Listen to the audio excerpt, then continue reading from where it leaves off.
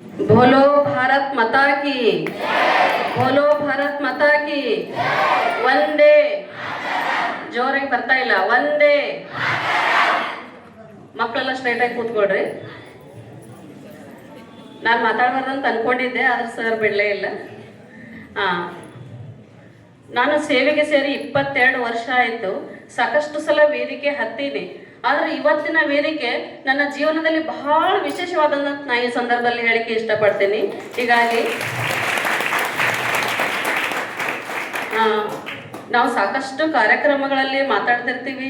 ನಿರೂಪಣೆ ಅಂದ್ರೆ ಚಳಗಿ ಮೇಡಮ್ ಅವ್ರಿಗೆ ಕೊಡ್ರಿ ಅಂತಾರ. ಆದ್ರೆ ಈ ವೇದಿಕೆ ಮೇಲೆ ಹತ್ತಬೇಕಂದ್ರ ಹೆಮ್ಮೆನೂ ಅಷ್ಟೇ ಆಗ್ತದ, ಭಯನೂ ಅಷ್ಟೇ ಆಗ್ತದ, ಗೌರವನೂ ಅಷ್ಟೇ ಅನಿಸ್ತದ, ಹೆಮ್ಮೆನೂ ಅಷ್ಟೇ ಅನಿಸ್ತದ. ಹೀಗಾಗಿ ಎಲ್ಲ ಹಿರಿಯರ ಆಶೀರ್ವಾದ ನನ್ನ ಮೇಲೆ ಇರ್ಲಿ ಅಂತ ನಾ ಈ ಸಂದರ್ಭದಲ್ಲಿ ಹೇಳ್ತಾ, ಇವತ್ತಿನ ಕಾರ್ಯಕ್ರಮ ಹೈದರಾಬಾದ್ ಕರ್ನಾಟಕ ವಿಮೋಚನಾ ಹೋರಾಟಗಾರರಾದಂಥ ನಮ್ಮ ಅಜ್ಜನವರಾದ ವೆಂಕನಗೌಡ ಮಾಲಿ ಪಾಟೀಲ್ ಇವರ ಪುಣ್ಯ ಸ್ಮರಣೆ. ಇದು ಪುಣ್ಯ ಸ್ಮರಣೆನೂ ಹೌದು, ನಮ್ಮ ಅಜ್ಜ ಅವರು ಸದಾ ಸ್ಮರಣೀಯರೂ ಹೌದು. ಪುಣ್ಯ ಸ್ಮರಣೆಗೂ ಸದಾ ಸ್ಮರಣೀಯರಿಗೂ ಬಹಳಷ್ಟು ವ್ಯತ್ಯಾಸ ಐತಿ.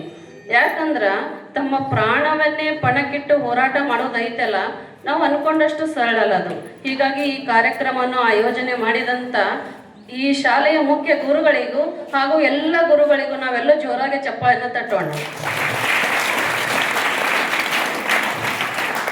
ಈ ಒಂದು ಕಾರ್ಯಕ್ರಮದಲ್ಲಿ ವೇದಿಕೆ ಮೇಲೆ ಆಸೀನರಾಗಿರುವ ನಮ್ಮ ಅಜ್ಜಿಯವರಾದ ಮಲ್ಲಮ್ಮಗೌಡ್ತಿ ಮಾಲಿ ಪಾಟೀಲ್ ಅವರೇ, ಹಾಗೂ ಈ ಊರಿನ ಯಾವತ್ತು ಗ್ರಾಮದ ಮುಖಂಡರೇ, ಹಿರಿಯರೇ, ಹಾಗೂ ನಮ್ಮ ದೊಡ್ಡಪ್ಪ ಅವರೇ, ಚಿಕ್ಕಪ್ಪ ಅವರೇ, ನಮ್ಮ ಚಿಕ್ಕಮ್ಮಂದಿರೇ, ಹಾಗೂ ಮಾಲಿ ಪಾಟೀಲ್ ಸರ್ವ ಬಳಗವೇ, ಎಲ್ಲರಿಗೂ ನನ್ನ ನಮಸ್ಕಾರಗಳು ಹಾಗೂ ವಿದ್ಯಾರ್ಥಿಗಳಿಗೆ ಶುಭಾಶಯಗಳು.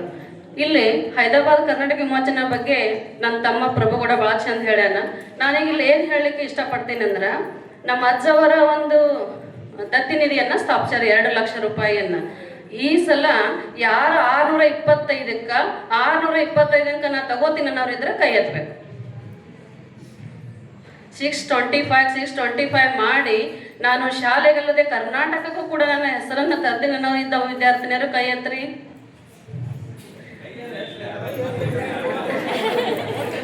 Very good. ಆ ವಿದ್ಯಾರ್ಥಿನಿ ಎದ್ದು ನಿಲ್ಬೇಕು,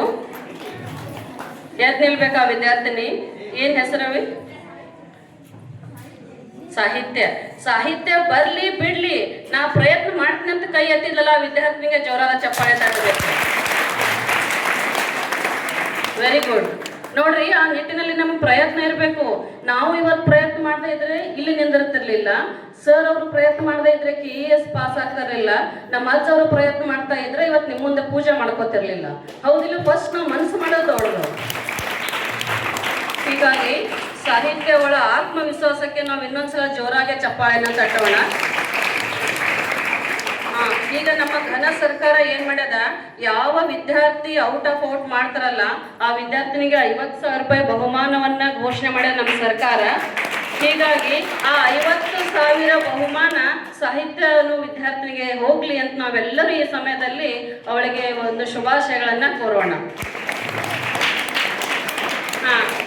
ನಾವು ನಮ್ಮ ಶಾಲೆಯಲ್ಲಿ ಮೈಕ್ ಹಿಡಿದು ನಿಂತೇವಂದ್ರೆ ಬೇರೆದವರೇ ನಮಗೆ ಕೆಳಗಿಳಿಸ್ಬೇಕ್ರಿ. ಆದ್ರೆ ಇದೊಂದು ಅತಿ ಒಂದು ನಮ್ಮ ತಂದೆ ತಾಯಿಯವರ ಮುಂದೆ ಮಾತನಾಡೋದು ಅಷ್ಟೇ ಒಂದು ಹೆಮ್ಮೆಯ ವಿಷಯ.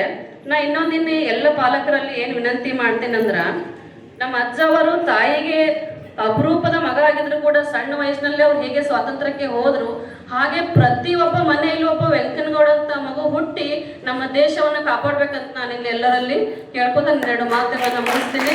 ಜೈ ಹಿಂದ್, ಜೈ ಕರ್ನಾಟಕ.